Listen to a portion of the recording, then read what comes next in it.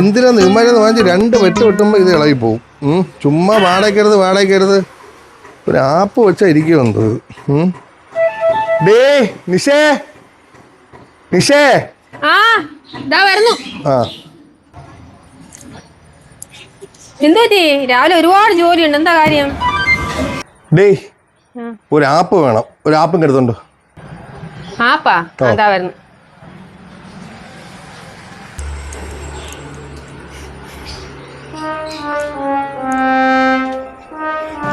ഇതിനകത്തൊരു 10-20 ആപ്പ് ഉണ്ട്. നിങ്ങക്ക് ഇഷ്ടമുള്ള എടുത്തോ.